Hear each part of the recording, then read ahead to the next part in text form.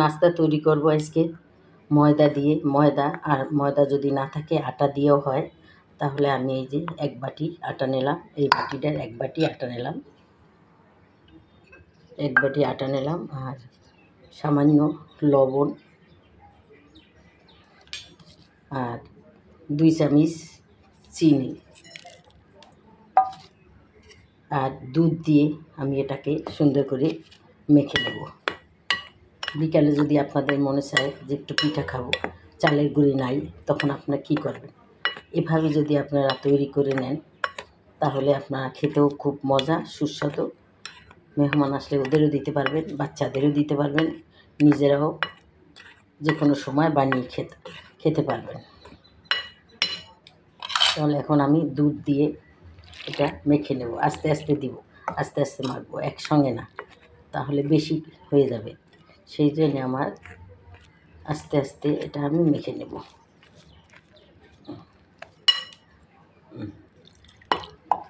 আবার দিলাম। এখন আমি এবার এটাকে সুন্দর করে মেখে নেব।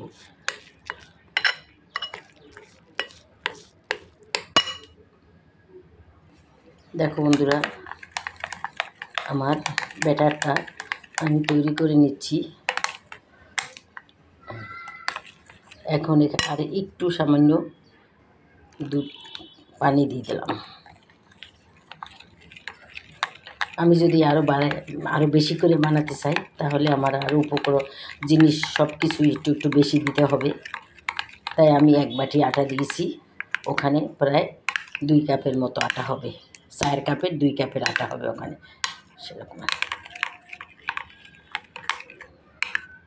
এখন আমি এই যে একটা ডিম আধা ঘন্টা আগে আমি ফ্রিজ থেকে বের করে রেখেছিলাম, সেটা আমি এখন এখানে দিয়ে দিলাম।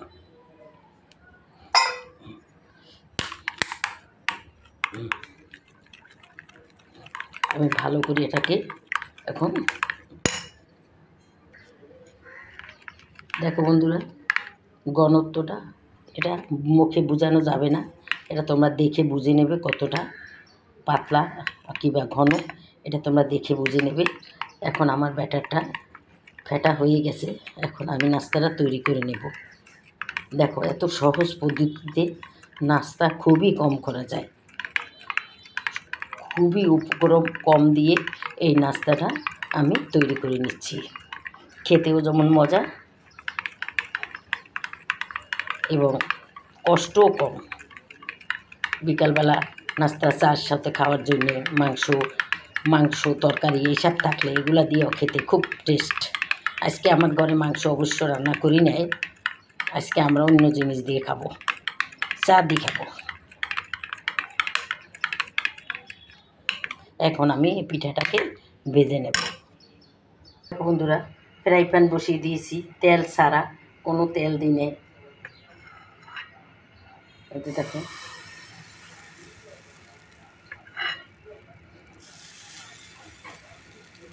এখন আমি একটু ঢাকনা দিয়ে দেবো 2 মিনিটের জন্য, 1 মিনিট কি 2 মিনিট, বেশি না। দেখো বন্ধুরা, আমার নাস্তাটা হয়ে গেছে। দেখো কত সুন্দর জালি জালি, কত সুন্দর জালি জালি হয়ে গেছে। দেখো কি সুন্দর, দেখো।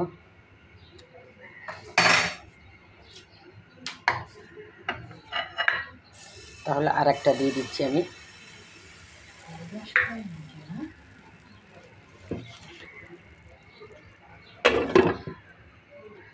দেখো বন্ধুরা, আমার নাস্তাটা হয়ে গেছে। এভাবে আমি সব নাস্তাগুলা ভেজে নেব। তাহলে আর একটা তোমাদের দেখাই।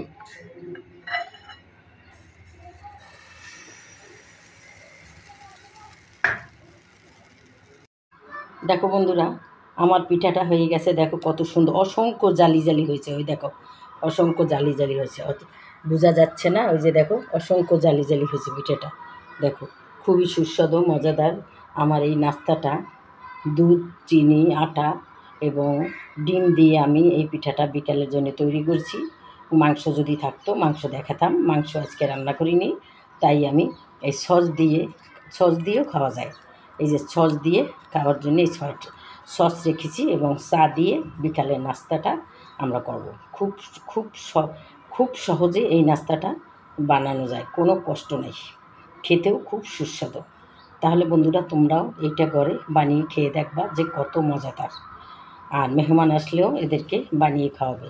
আর একটা কথা বন্ধুরা, তোমাদের যদি পছন্দ হয়ে থাকে, তোমাদের যদি ভালো লাগে, আমাকে একটা লাইক অবশ্যই দেবে এবং আমার চ্যানেলটা সাবস্ক্রাইব করে দেবে এবং আমার চ্যানেলটাকে শেয়ার করে দেবে। তাহলে আজকের মতো রাখি বন্ধুরা, খুদা হাফেজ।